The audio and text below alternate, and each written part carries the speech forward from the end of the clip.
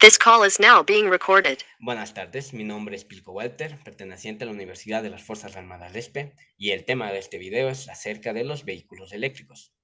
A continuación necesitaré una pequeña presentación para poder hablarles de los mismos. Espero y aspiro que su interés acerca de los vehículos eléctricos sea mucho más grande, sus expectativas y su misterio a la vez. Listo, empecemos a hablar de cómo funcionan los vehículos eléctricos. Para entender para tener un buen entendimiento de cómo funcionan, tenemos que regresar un poco antes en la historia. ¿Para qué? Por este medio sabremos que los vehículos eléctricos o los motores eléctricos no nacieron en el siglo XXI, es decir, no tuvieron un avance, un boom explotativo en esta época.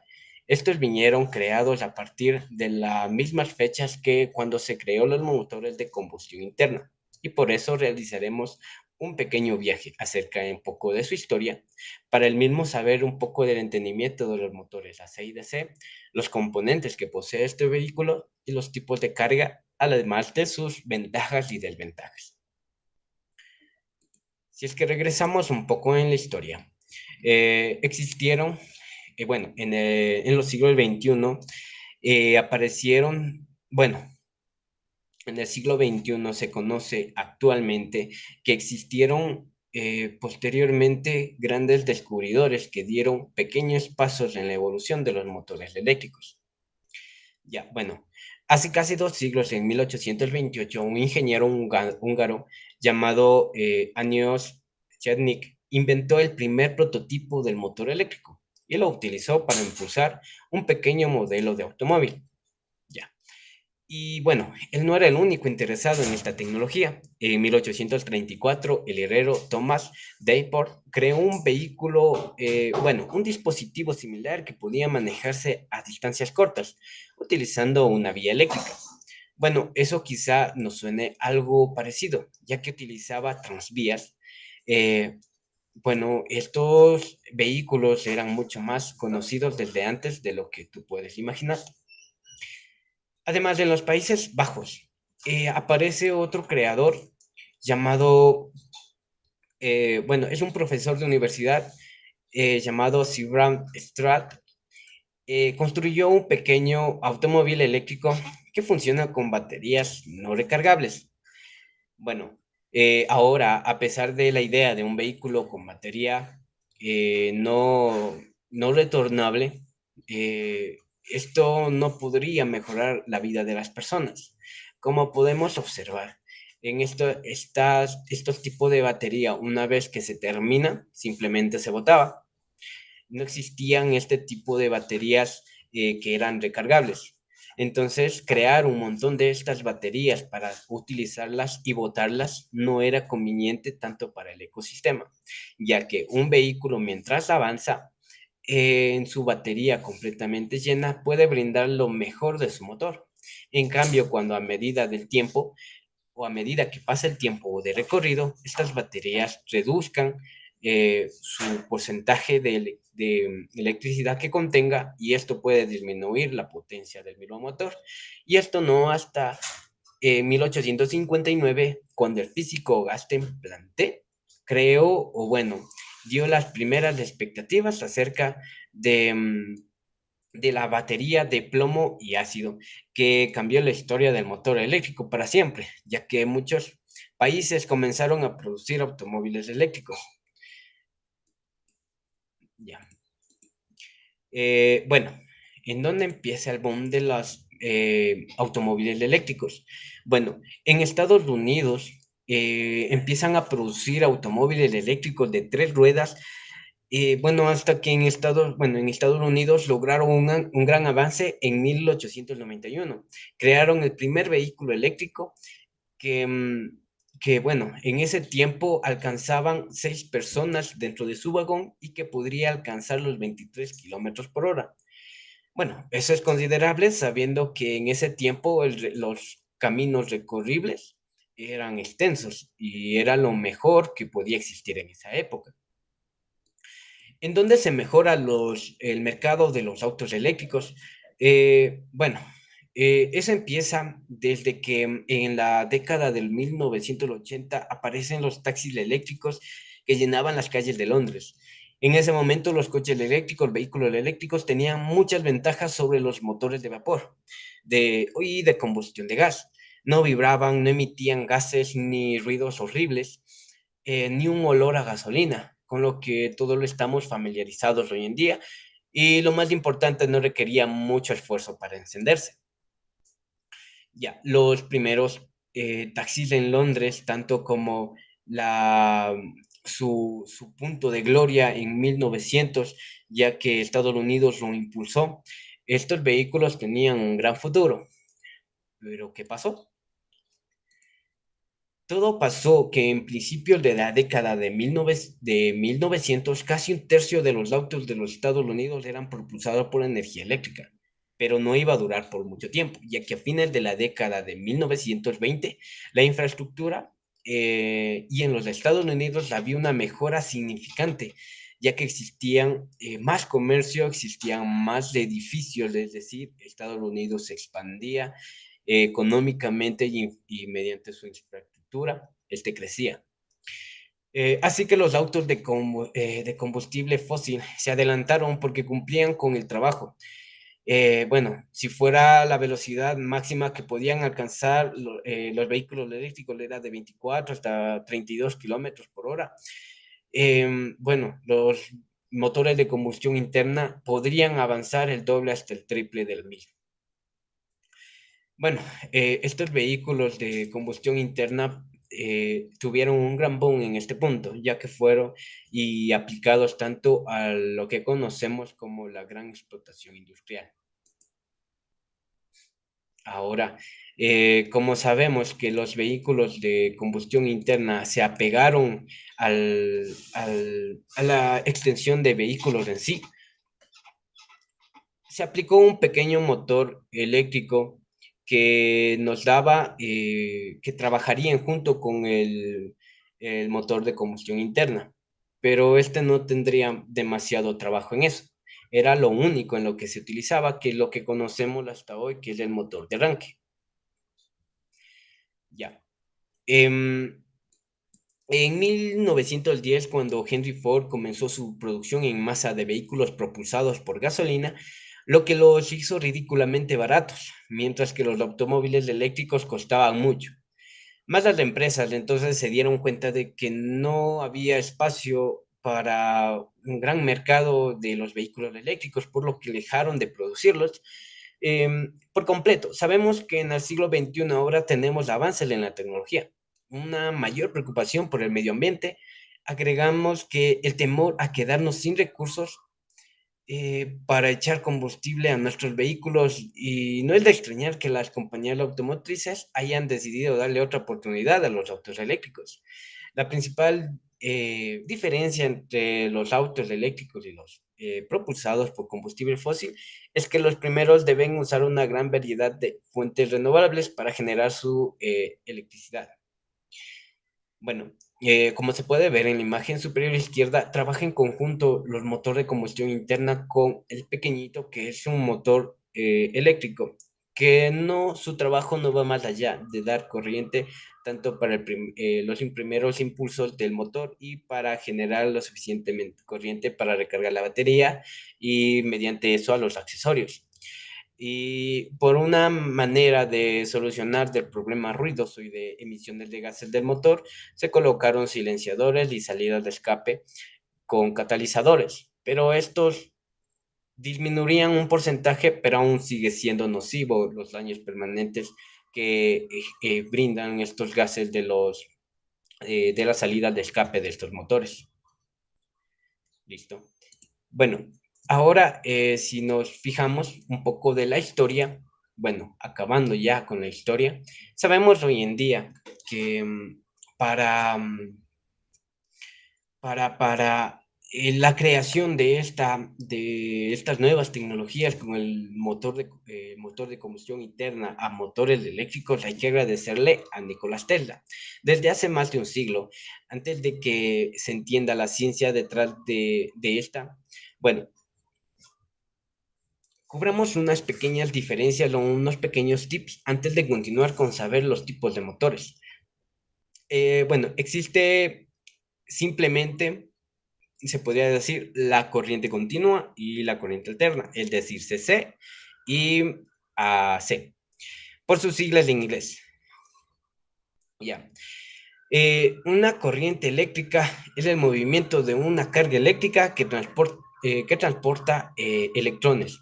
Un motor, por ejemplo, puede ser alimentado por corriente continua, por lo que significa que los electrones fluyen con una sola dirección para la mayoría de las cosas. Ya. Sabemos muy bien que la creación de las nuevas tecnologías ayudan en sí al nuevo ambiente.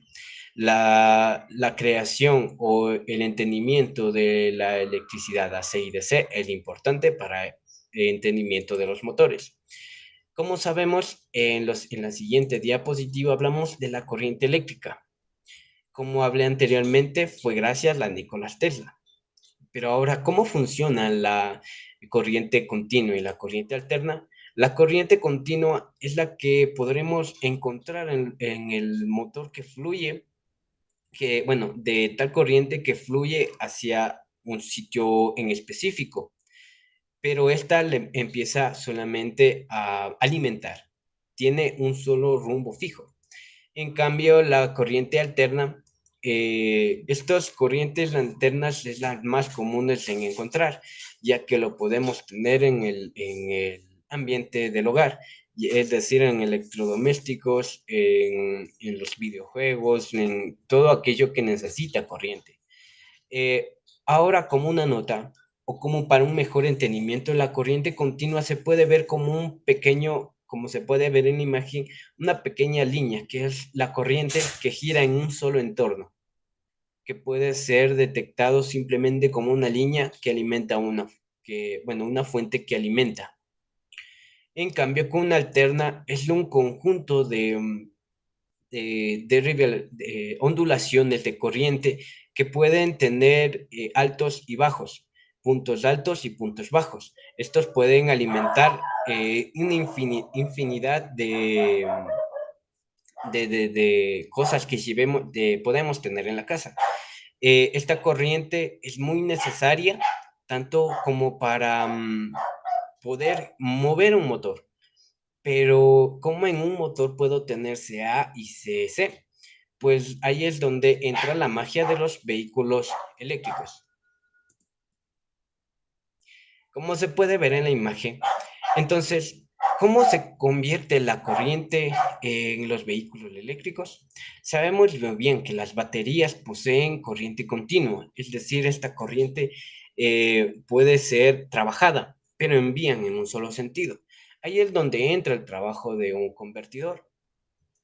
Este convertidor o el vehículo hace que la corriente continua se transforme en corriente alterna para poder realizar todas las actividades que necesita.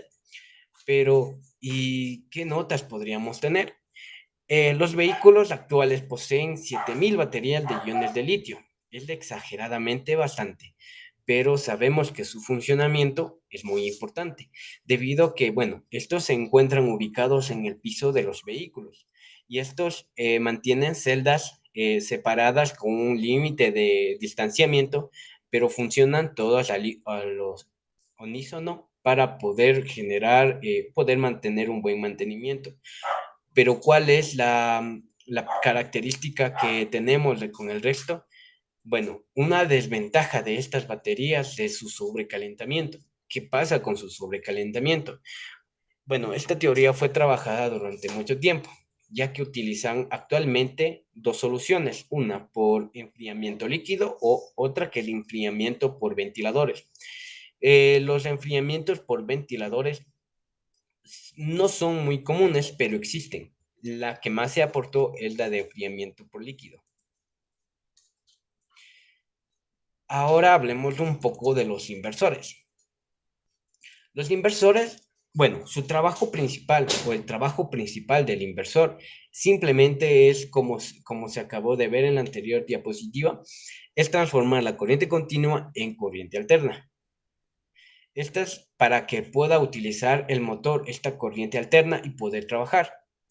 Entonces, en el mundo de los inversores, como se puede ver, su ubicación siempre trabajará el inversor siempre trabajará entre la fuente que contiene, que maneja la corriente alterna junto con el motor inducido. Es decir, estos trabajan, bueno, el punto importante del inversor es que este trabaja para brindar energía a ambos. En cierto punto, el inversor trabajaría igual con la computadora del vehículo, que esta computadora también se encargaría de darle órdenes al inversor para que éste trabajara cuando el vehículo necesitara más potencia o más torque. En el mundo de los inversores, ahí existen los inversores de onda cuadrada, de onda senoidal modificada, de onda senoidal pura. El controlador. Como nosotros conocemos actualmente en los vehículos de combustión interna, la famosa computadora o la ECU, en este punto los motores eléctricos tienen algo parecido pero llamado controlador. El controlador se encarga de enviar la energía suficiente o de enviar las órdenes suficientes, perdón, al convertidor. El convertidor se encargará tanto de trabajar con el motor inducido, con las baterías para estos enviarle la energía suficiente a ambos, sea necesario o no. El controlador se encarga simplemente de enviar las órdenes necesarias de cuando el vehículo pida más torque o pida más potencia en el momento adecuado. Ya, si es que tenemos en cuenta, bueno, para entrar en este punto, aquí ya vemos en la parte roja es el motor inducido. Pero ¿qué tipo de motor ocupa?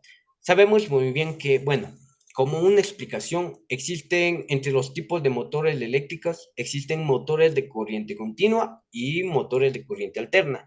Dentro de los motores de corriente continua existen el motor de excitación independiente, el motor de excitación en serie, el motor de excitación en paralelo, motor de excitación compound. Y dentro de los motores de corriente alterna, que es los que nos interesa, están entre los más importantes el motor monofásico, que se subdivide en monofásico síncrono, monofásico asíncrono. Y también el motor trifásico, que es el que vemos en pantalla, es el motor utilizado. Y dentro de esto le existe una subclase que es los trifásicos síncrono y trifásico asíncrono. Bueno, esa es la clasificación de los motores, pero los que nosotros tendremos más en cuenta para estos vehículos, lo que es más común, es encontrar motores de corriente alterna en los que sobresalen los motores trifásicos. Ya. El encargado de transformar la energía eléctrica en energía mecánica es el motor que acabamos de ver, el motor de corriente alterna. Este motor se encarga de transformar toda esa energía que recibe desde las baterías, que pasa por el convertidor y mediante el controlador recibe la energía suficiente para trabajar y transformar esa energía em, eléctrica en energía mecánica, es decir, para que pueda mover las ruedas. Ahora hablemos un poco de que si existiría una transmisión. Bueno, no tiene caja de cambios ni palancas. Todo ello, bueno, son automáticos. Tienen una transmisión de una sola velocidad.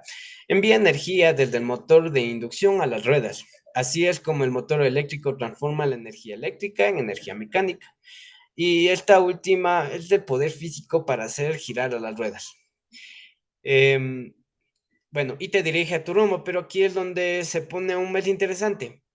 Cuando aceleras mientras conduces, el auto consume más energía, pero cuando frenas, la energía transforma en electricidad a través del motor de inducción. Luego esta electricidad viaja desde el paquete de batería y se almacena. Pero cómo puede o cómo existe esto? Esto existe mediante algo llamado el freno regenerativo. ¿En qué consiste el freno regenerativo? Antes de ingresar, con una pequeña nota, antes de continuar. Sabemos que, bueno, Vincent Van Gogh dijo una vez, si realmente amas la naturaleza, entenderás el por qué protegerla.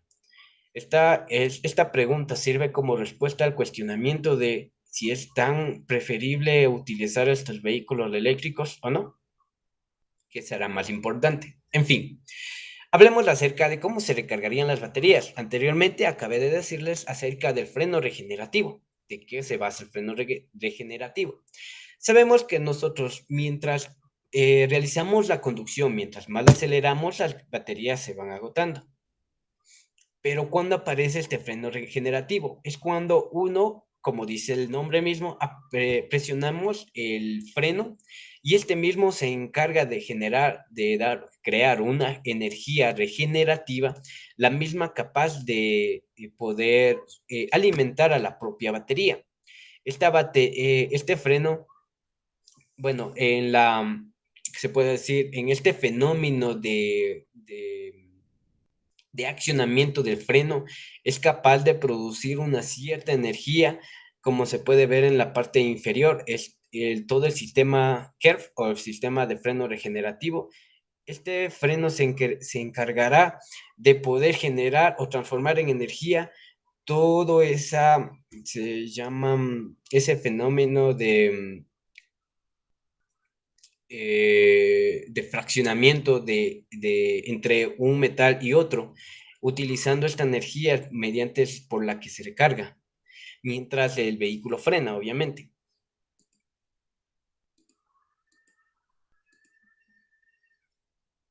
Ya. Conocemos una de las maneras, una de las fases más sencillas que el freno regenerativo, pero también existen vehículos capaces de recargarse de otros modos. Ya. Eh, bueno, para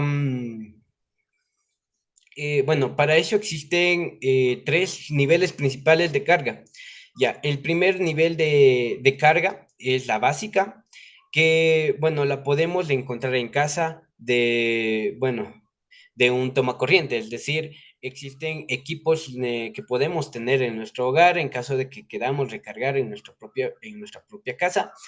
Ya, estos llegan a tener 120 voltios y mediante esta recarga podemos dar, como decir, entre 3 a 8 kilómetros de carga por hora.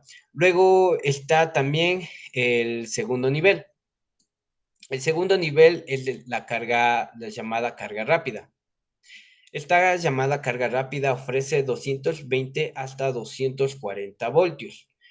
Esto quiere decir que recibe incluso más del doble de la carga que podemos tener en casa. Pero bueno, estas pueden agregar a más de 16 a 40 kilómetros por hora de carga. Bueno, esto es mucho más común de encontrar en los puntos de carga. Actualmente se trata de generar o de crear estos puntos de carga en el Ecuador, pero no es muy común de ver, ya que todavía necesita un pequeño impulso de parte de nosotros como compradores o de consumidores de estos vehículos, ya que necesitamos exterminar los motores de combustión interna y aplicarnos más en los vehículos eléctricos, pero eso depende ya de cada quien. Ya, bueno, también existe un tercero tipo de carga, un tercero que es mucho más rápido, que es el cargador de corriente continua. Bueno, es más eficiente que las estaciones de carga, la que tenemos en casa y la que podemos encontrar en puntos de estrategia. De, mm, ya. Eh, Estos pueden agregar casi hasta el 80% de carga de batería del automóvil en menos de media hora. El costo de carga de un auto eléctrico es muy barato.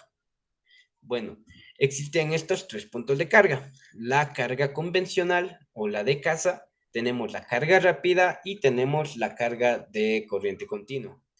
La carga que se puede realizar en casa, estas podemos consumir, se podría decir, a diario. Los vehículos constan con un sistema capaz de que tú lo puedas dejar cargando, como un celular. Puedes dejarlo cargar y este vehículo simplemente cuando llegue su máximo de carga. ¿Cómo es? Bueno, cuando esté batería llena puede simplemente desconectarse por sí mismo. En los de 240 voltios, estos vehículos necesitan sus propios puntos de anclaje. Las propias copas que anclan para el cargador son exactamente, tienen que ser del vehículo mismo. Existen una diversa manera de conectores macho y hembra que actualmente se busca una normalización, pero hasta entonces hay que buscarse o estacionarse en puntos de carga exactos o que necesita su vehículo. Es decir, sabemos que los cargadores de los celulares anteriormente poseían un sinnúmero de tipos de entrada, pero este mismo problema existe en estos vehículos.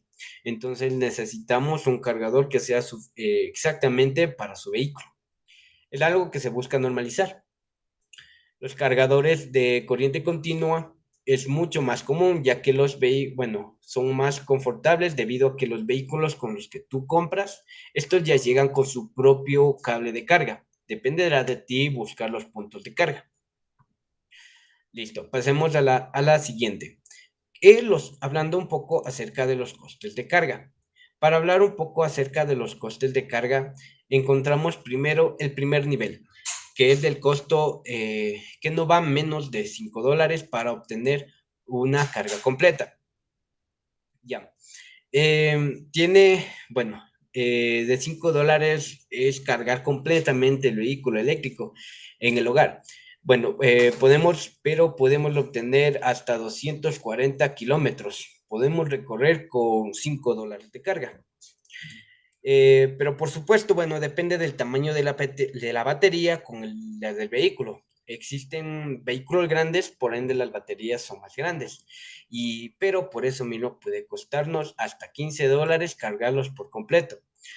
Pero pueden cubrir 480 kilómetros. Eso vale, es una distancia considerable para pensarlo por $15. Entonces, bueno, ahora los vehículos, bueno, los costos de manejar y de mantener, así lo comparamos con vehículos que funcionan con combustible, es mejor los vehículos eléctricos. Ahora actualmente son los puntos de carga y en los precios actuales, pero hablemos un poco acerca del mantenimiento de los mismos. Si es que hablamos acerca del mantenimiento, los vehículos eléctricos son un poco más caros debido al precio de las baterías y en sí de la infraestructura del mismo, hablando de su mantenimiento, pero si lo comparamos con un vehículo de un motor de combustión interna, nos conviene más los vehículos eléctricos, debido a que su alta o larga duración va más allá que los vehículos particulares. ¿Por qué la batería es la más cara? ¿O por qué sería un vehículo caro? Quizá la batería es la que lo proporciona, o quizá no. Pero en sí, la batería, ¿qué pasa con ella? La batería posee una infraestructura muy compleja, por ende su valor. La composición química que ésta posee puede llegar a valer una cantidad significante, pero lo vale. Es decir, que con una batería sana o completa podemos recorrer con el vehículo 161,000 kilómetros. Cabe recalcar que las baterías llegan de valores de 5,000 hasta $15,000 por el reemplazo, tanto en mano de obra como en sí la de la batería completa, que llega incluso con su garantía de 8 años. Esta garantía es de la batería, se podría decir, de la más barata. Llega con una garantía de 8 años. Quizá con las nuevas tecnologías o una nueva competencia entre marcas, esta garantía puede extenderse y a la vez su precio. Y ahora la pregunta es si es que tú comprarías un vehículo eléctrico. Para hacerle un breve resumen, un vehículo eléctrico funciona con piezas específicas para su vehículo, sea dependiente de un vehículo pequeño, mediano y grande. Cabe recalcar que hoy en día también existe maquinaria pesada con motores eléctricos. Un motor eléctrico empieza desde su batería, que es la fundamental, necesita un motor inducido, necesita un convertidor y necesita el controlador para funcionar.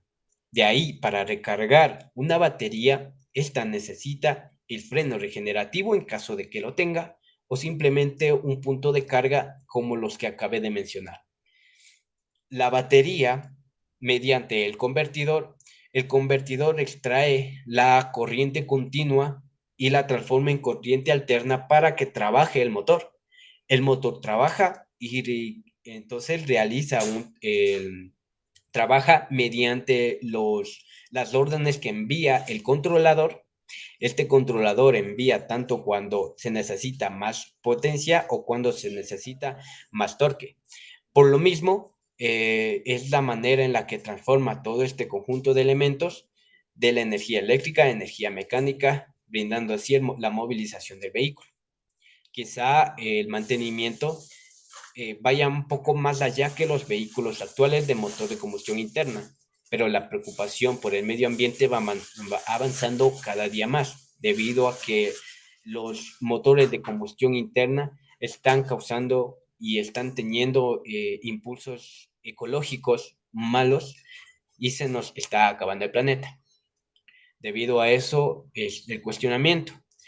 Según estudios, en el 2025 estaría un país completo o un país que ya trata de introducir completamente los vehículos eléctricos. Así que hay que darnos un paso más allá para estar preparados. Muchas gracias. Esa ha sido mi exposición. Los vehículos eléctricos, los puntos de carga, su funcionamiento. Si existe alguna duda, se la puede colocar en los comentarios. Muchas gracias.